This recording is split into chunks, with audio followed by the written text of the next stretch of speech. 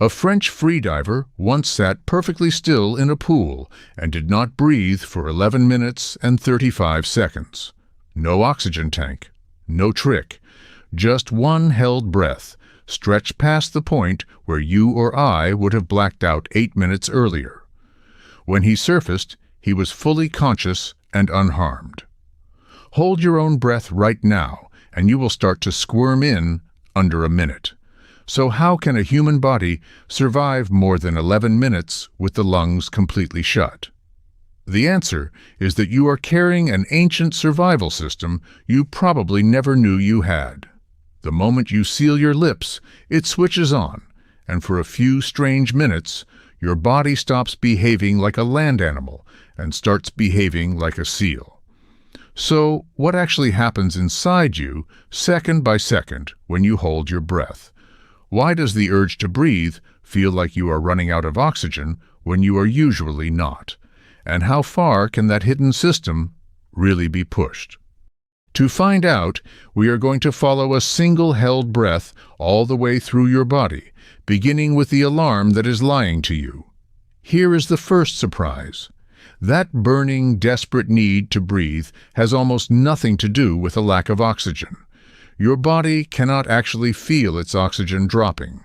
What it feels is carbon dioxide climbing. Every time your cells burn fuel, they produce carbon dioxide as waste, and normally you exhale it. When you hold your breath, that carbon dioxide has nowhere to go, so it builds up in your blood and turns it slightly acidic.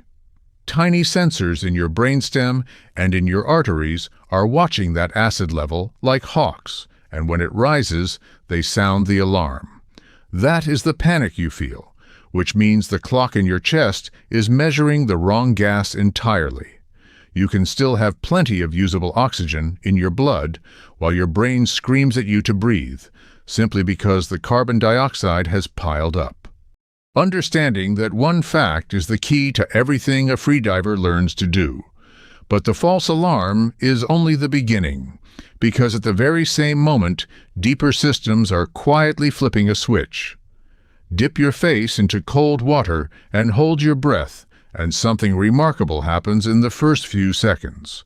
Your body triggers what scientists call the mammalian dive reflex, the exact same reflex seals and dolphins use to stay under for long dives. We never lost it. The trigger is cold and wet on your face, especially around your eyes and forehead. Nerve endings there send a signal that tells the body one thing: prepare to be underwater. And the very first response is in your heart. Instead of racing, your heart rate drops, often by 10 to 25%, and much more than that in trained divers. This is called bradycardia, and it is completely automatic. A slower heart burns less oxygen every minute, so slowing the beat stretches your reserves further. It feels backward, a heart calming down in a moment of stress, but that is your inner seal taking control. And once the heart has downshifted, your blood does something even stranger. With the reflex switched on, the blood vessels in your arms, your legs, and your skin begin to squeeze shut. Your body is making a cold, brilliant decision about who gets the oxygen it has left. Your fingers and toes can survive for many minutes on very little. Your brain cannot survive even a few.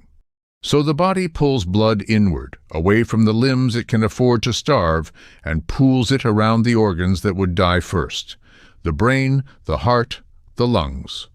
Freedivers can feel their hands go cool and slightly numb as this happens. It is the same logic a sinking ship uses when it seals off flooded rooms to stay afloat. Your body is rationing, deciding in real time that your core matters more than your edges. And while it is doing that, it reaches for a reserve tank most people have no idea they are carrying. Tucked under your ribs on the left side sits your spleen, an organ most of us never think about. During a breath hold, it quietly does something astonishing. It contracts, like a sponge being wrung out, and squeezes a hidden store of red blood cells into your bloodstream. Red blood cells are the trucks that carry oxygen, and your spleen keeps a private fleet of them in reserve. When it clamps down, it can boost your oxygen carrying capacity by roughly 5 to 10%, right when you need it most. In fact, this reaction starts almost instantly, even before your heart slows. So within moments of holding your breath, you have downshifted your heart, redirected your blood, and topped up your oxygen supply from a tank you did not know existed, all without a single conscious command. Your body has already done more to save you than you could ever do on purpose. But none of it stops the countdown forever, and soon the struggle begins. Push past a minute or two, and the calm ends. The carbon dioxide has climbed high enough that the alarm becomes impossible to ignore, and your diaphragm, the big muscle under your lungs, starts to spasm. These are called involuntary breathing movements, and freedivers know them well. Your throat and chest jerk as if trying to force a breath, even though you are keeping your mouth shut. It looks and feels alarming, but here is the counterintuitive part. Those contractions are often a sign that you still have oxygen to spare, because they are driven by carbon dioxide, not by true oxygen shortage. Trained divers learn to relax into this phase instead of fighting it, staying calm while their body thrashes. The stiller they stay, the less oxygen they waste, and the longer they last. This is the moment where the mind matters as much as the lungs. And it raises the obvious question, with all these tricks working together, just how far can a human being push it? For most of us, the honest answer is not very far, and that is fine. An untrained person, sitting still, usually lasts somewhere between 30 and 90 seconds before the urge wins. That is completely normal and completely healthy. But with training, the numbers become almost unbelievable. That French diver reached 11 minutes and 35 seconds on a single lungful of ordinary air. And when divers are allowed to breathe pure oxygen for a few minutes beforehand, flooding their blood with reserves, the record climbs to an astonishing 24 minutes and 37 seconds, set by a Croatian diver. Nearly half an hour without a breath. These people are not built from different material than you. They are using the exact same reflex living in your chest right now, just trained to its outer edge. And it turns out that for one group of people on Earth, evolution took that training and wrote it straight into their bodies. Off the coasts of Southeast Asia live the Bajau, often called sea-nomads, a people who have freedived for food for over 1,000 years. They spend as much as 60% of a working day underwater, plunging to depths that would frighten most scuba divers, all on held breath. In 2018, scientists discovered something extraordinary about them. The Bajau have spleens about 50% larger than their neighbors who do not dive, thanks to a specific genetic change. A bigger spleen means a bigger reserve tank of oxygen-rich blood to squeeze out on every dive. They also carry a gene tied to the dive reflex itself. It was the first time anyone had documented a human population genetically adapted to the sea, evolution quietly reshaping an organ over generations to let people live half their lives below the surface. The same reflex that gives you a few extra seconds in a swimming pool became, in them, a way of life. It is a reminder that the seal wiring inside you is real, ancient, and powerful. But that same power hides a danger that has quietly killed strong swimmers. There is a dark side to understanding all of this, and it deserves a warning. Because the urge to breathe is driven by carbon dioxide, some swimmers try to cheat it. They hyperventilate, taking fast, deep breaths before diving to blow off carbon dioxide and delay the alarm. It works in the worst possible way.